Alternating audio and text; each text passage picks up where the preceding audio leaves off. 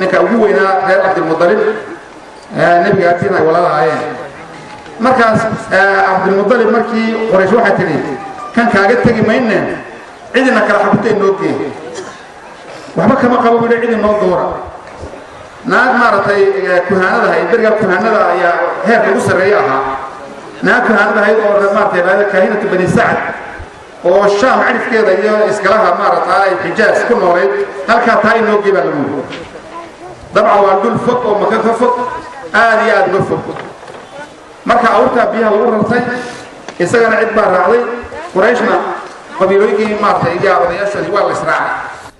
dhexda markay sii socdaan ayaa cabdilmudalib iyo kooxdiisii biyihii ka go-een waa dhul aad u bahgooyahoo kulub oo banan kulkulub ah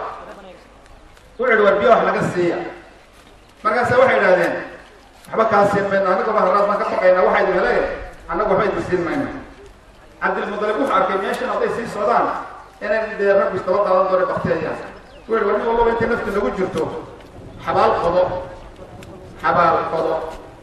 waxaan uga jeednaa nebigu markaa wuxuu ku jiraa dhabarka cabdilmudalib buu ku jiraa weli aabii ma dhalan nin walbaba xabaal qodo oo kolba ka baktiya aan ku rogno ka ugu dambeeyo uun bilaa aasay naga noqdo buud waayo intaa soo meydoo dabadda yaallaan meesha ku dhiman lahayn kolba midka ugu horeeya aan haasno ka ku xigaan haasno ilaa ka ugu dambeeya oo keligii soo haro waa xabaaliba nin walba habaashiisu qotay iyo xabaali saaw qoday oo dhamaystirba ku dhow ayuu cabdilmudalib haddana uu fikro wuxuu yidhi warna casnimay nagu tahay inagoon biyaba raadsanin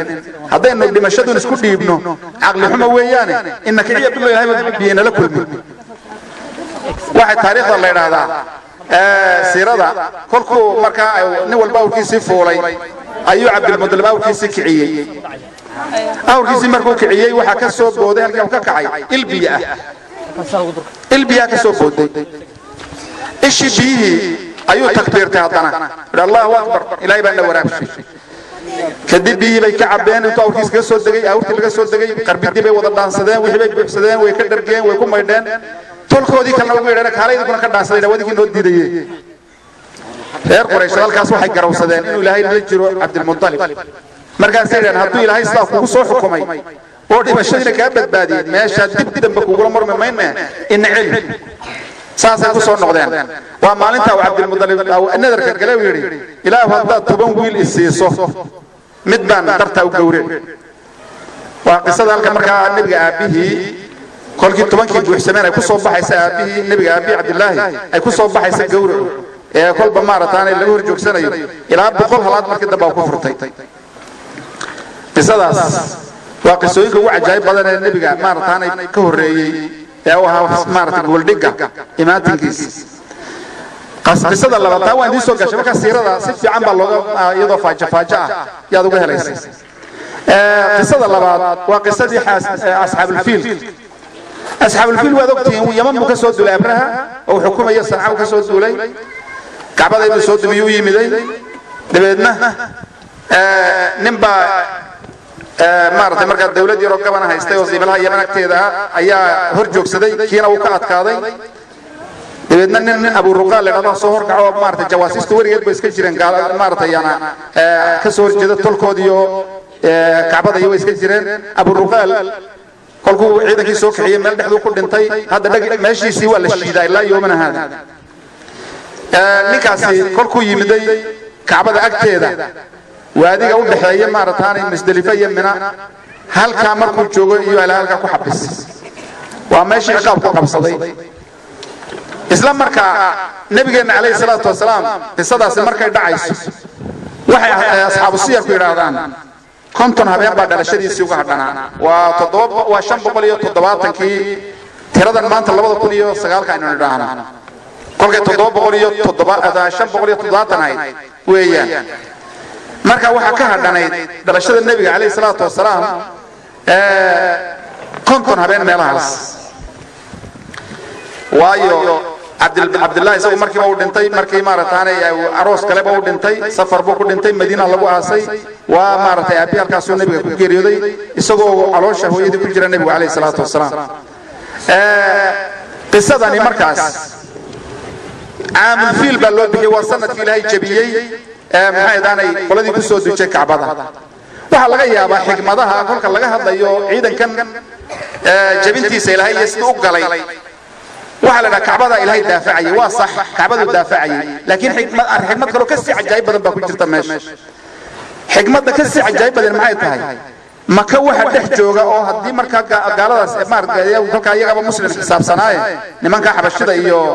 yamanta isla socday iyaga nasaaraha diintu ugu dambaysay haysta laakiin kolkay soo galaan maka dadka marka la qafaalanayo ama la afduubayo ama la leynayo de waxa kamid ah dumarkana waa la kaxaysan jiray aamino oo xambaarsan nabiga kaleey salaatu wasalaam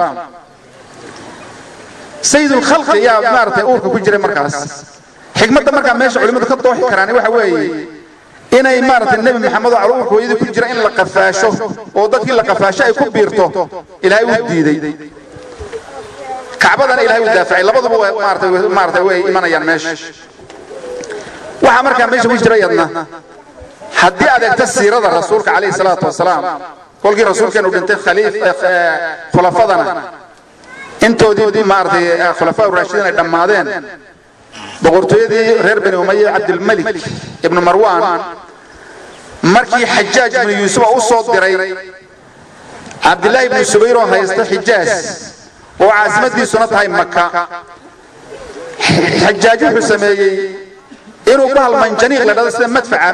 maartay bariga la isticmaali jiray manjaniiq baa loo oran jiray oo dhagax weyn inta la saaro ya dhagaxaad ilaa kilomitir ama 2 kilomitir oo manjaniiqaasi tuuraya meesha ku dhacana uu duminaya manjaniiqaas oo buuri ugu rakibay Kacbada dadka buu ka dhigay ninka la raado Hajjaj ibn Yusuf waxaad arki kartaa xigmadda hadda dib u fiiriso meesha muslimiin baa joogtay oo Abdullah ibn Zubayr baa haysta kuwa ku soo duulana waa ciidan islaam oo khilaafadii ka socda reer Bani Umayya Ilaahay subhanahu wa ta'ala muxuu sidii xisaabil fiilka ugu hor joogsan waayay waxa weeyaan yani hatta markaad halka xigmadda yara fiiriso waxaad arki kartaa de Kacbada xitaa xurmadeedii ku xadgudbay Hajjaj ibn Yusuf Ilaahay xigmadihiisa cajaa'ibta leh haddana dambigii lagu ma qaadin oo marka sidii asxaabul fiilka dhagaxaan samada laga daadinin shimbirana ma bamgareynin soo nabad qabo qabsaday dhulkii Abdullah ibn Zubayrna uu daldalay wixii dhulkii dhan uu qabsaday khilaafadina halkaas ka hana qaaday oo Hijazna ku biirsatay ku waayo Shaam ka soo duulay waxaad arki kartaa markaas qolada hore ee Ilaahay ka daafacinayada marka islaamnimo ugu dhaweeyo nasaara ahayd oo diintii marka lagu islaamaa nasaare wixii sax ah hadii wax sax la hayay diintii marka reer makaadna waxay ahayd dad haysta asnaamta caabuday haayeen wamaca dalika Ilaahay ku asnaamta haystay meesha ay joogeen uu daafacay si fiican buu daafacay laakiin kolka labada muslimiin isleynayeen Kacbadii iyo cidii ku soo duushay lama kala dhex marin way maanta nabina ma dhex joogin Kacbadina dib baa loo dhis khilaafadina way midowday markaad eegto markaas nabigeena kaleey salaatu wasalaam labada xadiis waxaan soo qaadayaa يعني waxay kamid ahaayeen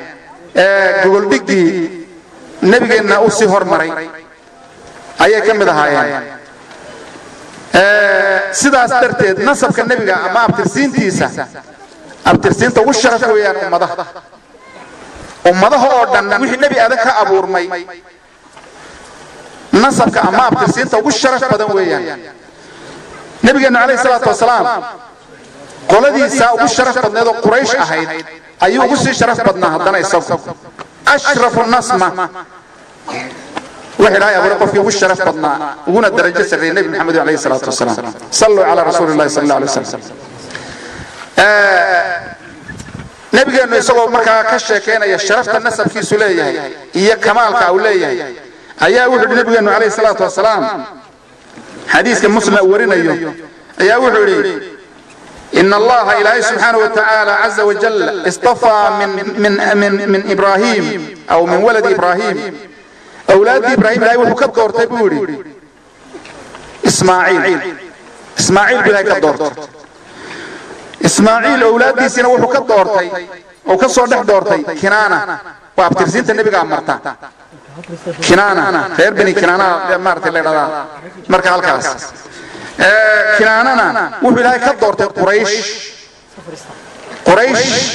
ابترزين النبي قام قريش مرتو نكا فهر اللي ناخدو ayaa quraysh la yiraahdaa